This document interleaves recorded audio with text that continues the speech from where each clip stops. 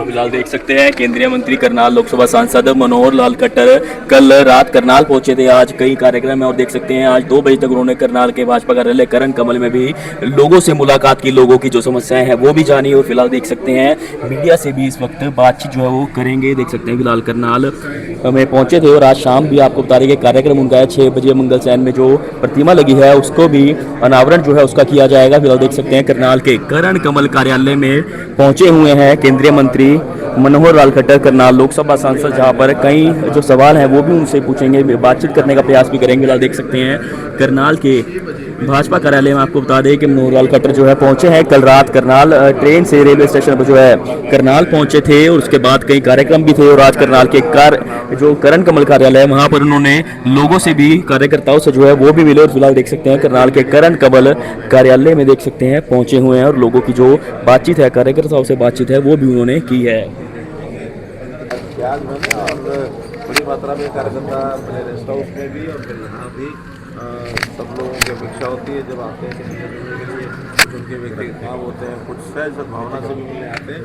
तो इस नाते से एक अच्छा समय 4-5 घंटे का लगाया है। अब इसके बाद अगले कार्यक्रम के लिए सर काफ़ी चर्चा है कि मंत्रिमंडल में फेरबदल हो सकता है केंद्र के अंदर। सर मैं कभी चर्चाओं पर ध्यान नहीं करता हूँ, जब कोई चीज़ होती है सामने आके तो आपको पता लगेगा, हमको पता लगेगा। सोलर के क्षेत्र में भारत ने बड़ी तरक्की हासिल की है।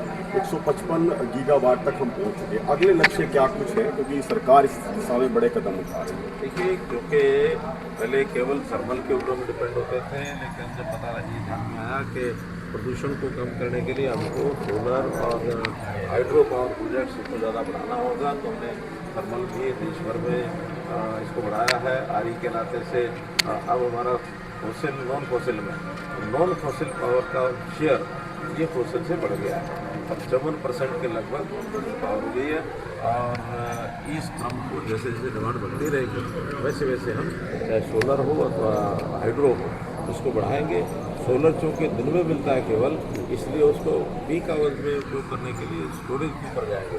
बैटरी स्टोरेज है या पंप स्टोरेज है, ऐसे सिस्टम भी अब तेजी से आगे बढ़ रहे हैं। सर कच्चे तेल के दाम जब बढ़े थे तो पेट्रोल डीजल के दाम बढ़े, अब कच्चे तेल के दाम बहुत गिर भी रहे हैं, तो क्या पेट्रोल डीजल के दाम भी कम होंगे सर? देखिए, चूँकि एक अपने आप में एक बड़ा पेचीदा ये विषय है, क्योंकि जब शुरू में तेल बढ़े थे तो उस समय साथ साथ तेल के जो दाम है नहीं बढ़ाए गए थे, लेकिन बड़े मात्रा में सरकार ने उन विषयों को अपने आप भी एक प्रकार से लागू किया, तो अपने पास से भी खर्च किए हुए हैं, बजट में से काफ़ी खर्च किया हुआ है। अब जैसे ही वो पिछले बढ़े हुए दाम और जो खर्च और आमदन है दोनों मिलकर के जिस दिन भी ठीक हो जाएगा उस दिन आज के जो कम होने वाले होगा तो पसंद पड़ेगा। क्योंकि चलती हुई मार्केट होती है, चलती हुई मार्केट में इन चीज़ों का कभी पता नहीं होता है कब बढ़ेंगे कब घटेंगे।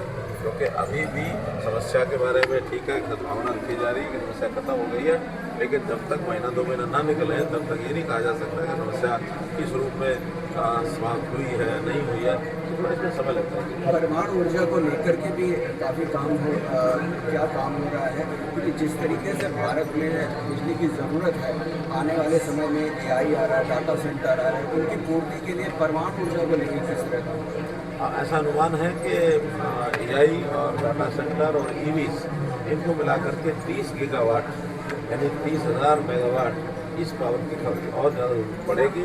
उसमें बाकी सोर्सेज भी लागू होंगे और साथ में जैसा बताया कि न्यूक्लियर पावर इसके प्रोजेक्ट भी पहले से तो चल रहे हैं, लेकिन पहले केवल सरकारी एजेंसियाँ उसको ओन करती थी।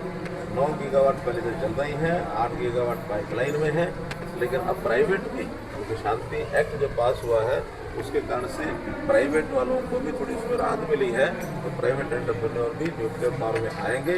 2047 तक 100 गीगावाट का टारगेट है कि 100 गीगावाट न्यूक्लियर पावर से पहले हाइड्रोजन ट्रेन भी हरियाणा में चल चुकी है, शामिल होना है।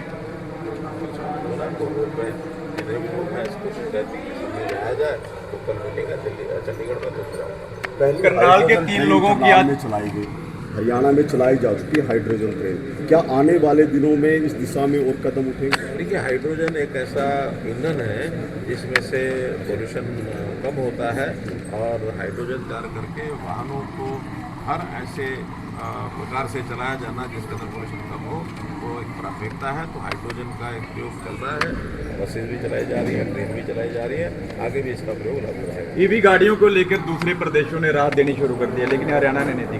सारे देश भर के लिए बनाया है। 10% का रजिस्ट्रेशन ईवी गाड़ी के ऊपर उसको छूट मिलेगी और पुराने जो हैं उस पर भी छूट मिलेगी। लगभग